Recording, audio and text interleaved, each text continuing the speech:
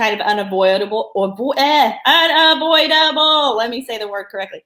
So that we're all physically isolated right now. And so we want to talk about that because we still need one another. And, these are uncertain times, but we don't have to and really shouldn't be going it alone now or really ever.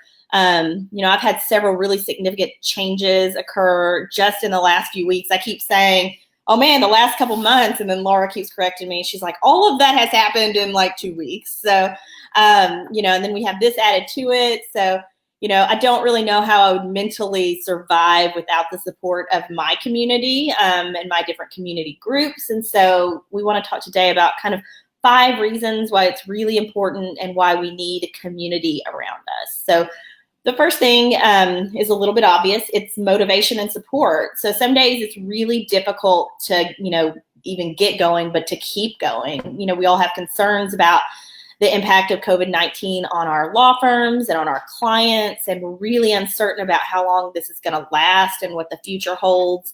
We're all adjusting, to working from home, learning new systems, putting things in place. We have, some of us have kids at home. So I've really personally drawn a lot of inspiration from my community lately.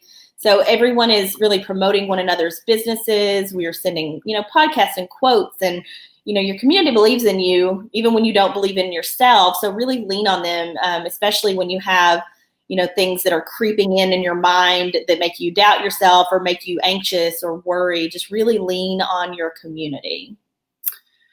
Yep. Community is huge, especially, and I say especially, but even for an introvert like me. I'm an extremely introverted person, which most people are surprised about because I'm very social when I'm around people. But it's, these are some good tips for extroverts, introverts, whatever you got going on. All the verts. Pardon? I said all the verts. All the verts. Exactly. So number 2 is accountability. It's hard to be vulnerable, but your community can really, like Brooke said, kind of rally behind you and help you keep on track with your time and your goals. Accountability can be for work or for personal, whatever you've got going on right now, because I know things are a little bit interchangeable at the moment with a lot of people. It's hard going to physically an office and things like that. So have a community that you share your goals and struggles with, and that it's only going to help you reach those goals and resolve those struggles because you've got somebody kind of checking in and saying, even if it's something like I'm going to email 3 new potential clients today, or I'm going to go for a walk for at least 20 minutes, something like that. It can really help you kind of have somebody check in and say, hey, did you do that? And then you have to be that person who says, no, I didn't do that. So it really does help. Number 3 is knowledge. Your community can give you a different perspective or provide you with better information to make decisions or implement, new things into your practice. None of us have all the answers, despite what we think.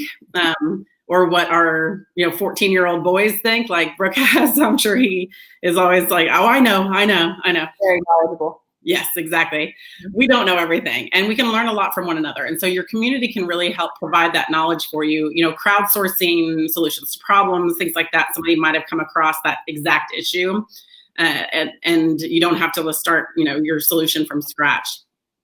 Number 4 is collaboration. It's the hive mindset. We're all very diverse individuals and humans, and we have different experiences, either in our background, in our current life. Unless you're practicing the exact same case, you're still going to have different experiences because you're different. You have different brains. But we each bring a different viewpoint and see things in our own unique way. So we can really leverage those ideas within your community to grow and succeed when you're talking about collaboration. Right. And the 5th thing is your community can push you. So when you're working alone, sometimes it can be easy to kind of give up when something seems overwhelming or difficult, or you're going to kind of really push that task off. So if you surround yourself with like-minded people who share your goals or objectives, you will not only feel really supported, but you're also going to be motivated to push yourself. And, sometimes, especially if you're in the same field and you're each doing things to move your business forward, sometimes it's a little bit of, like friendly competition. So you want to keep going and push yourself through it. So those are the 5 ways, and there are ways that we suggest that you, or things you implement to stay virtually connected. So one thing you can do is have a virtual coffee, lunch, or happy hour.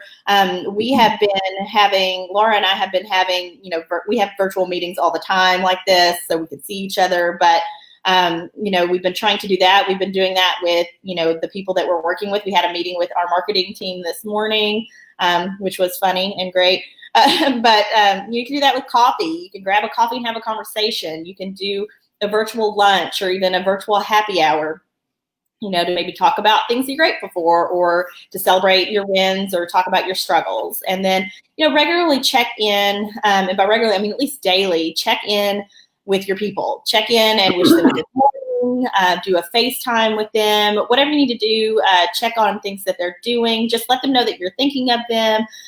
This can be a really difficult time for people. Especially people, I am very extroverted, so it's very difficult for me. And I also have long struggled with depression. So when I get isolated, sometimes some of those feelings really creep up and it can be very difficult. And especially like right now here in Arkansas, it's super rainy and dreary. So it's not like we even have the sunshine to, brighten our day. So just check on your people. Also, do virtual team trainings or activities. There are a lot of free resources out there. You can either do together as a team, or you guys can, kind of run something yourself, brainstorm, just things like that. Have your meetings virtually. You can read a book or watch a movie together. That's one thing you could do for some camaraderie. I saw a thing, and I can't tell you to do it right now, but apparently you can have kind of like a Netflix party with all your people and everybody. We sent it out our newsletter last week, so you missed it if you're not on our newsletter. So you should sign up for a newsletter for cool stuff like that. But you can watch a movie together at the same time and actually comment, and it's like you're watching it at the same time, but in the same place. And you could read a book, do things like that. I'm currently doing that with a friend right now to talk about it. You can, stay social, be on social media. Part of that is difficult because I think a lot of us want to kind of tune out some of the things that are going on. So I kind of have a love-hate relationship with social media right now. I have not been on it a lot, but when I'm on it for a long period of time. But definitely stay social, reach out, talk to people. I know Laura's reaching out to people that maybe she hasn't talked to in a while. So those are some things that you can do, and you can encourage your team to do. If you're, if you have employees, encourage your team to actually reach out and stay social and stay moving. So that's the 5 ways to stay connected virtually. And then we have 5 reasons why you should engage your community. Exactly. And I would just like to mention my cough is not a COVID cough. It is an allergy cough. If you guys remember the last couple of weeks, Brooke and I have both been sick. I had an ear infection. Oh, it's been a month. Yeah, it has been a month. Yeah. It's for sure. Anybody we've had contact with. March has come in like a big fat lion, and I'm not happy about it. So, but I just wanted to throw a little funny in. I remember when I was in junior high, this was, in the early 90s. No. I have no idea how old I am. This was sometime in the 80s, I think, when I was in junior high, late 80s and early 90s. And I had a boyfriend, and we would watch TV on the phone together. So I remember even back then, that was a thing that you did to socialize because if you didn't have a ride over to their house or something, that's a way that you can be lovey-dovey with each other, just watching. I think we even watched operas. Anyway, so just to kind of wrap up for today, we want to say the bottom line is that remote work does not have to be isolating. I know that we're kind of physically isolating at this time for health reasons and to try to flatten the curve and make sure that people who are susceptible to illness, including myself, who has an immune disease, and I take immune suppressant medication every single day, twice a day, that it doesn't have to be isolating as long as you put some effort in to try to socialize, because humans are social beings. Even an introvert like me, you have to stay social, stay healthy, and try to, make the best of your situation right now, because we're all in it together. And just a little reminder as well that Brooke and I are launching a How to Build a Virtual Law Firm course. It's a 5-week course that's going to start on April 5th. we're going to tease a little bit more about it next week and give you some kind of some information about why you need to sign up with us. But we'll be here next week for our regular live at noon Central, which is 11 Eastern, 1 Mountain, and 2 Pacific. I don't know why every single time. But anyways, you know your time zone. Yeah. Wait, I did it the wrong way. I did it the wrong way. Oh my God, every single time. And it's so hilarious because I can write it out. I didn't write it out and I realized that I didn't write it down for you. I'm so sorry. That's okay. I promise some smart people, it's just, there's so much time. We promise she can tell time. So noon Central, acclimate to your time zone, please. Exactly. Thank you guys and have a great week and stay safe, stay healthy. Bye.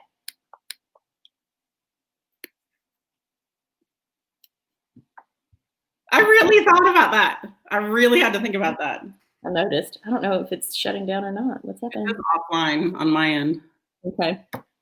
I guess we'll find out. Yeah. Like, keep a straight face. Yeah. I can tell that you were laughing, so I was like, I'm doing something wrong. I know I am.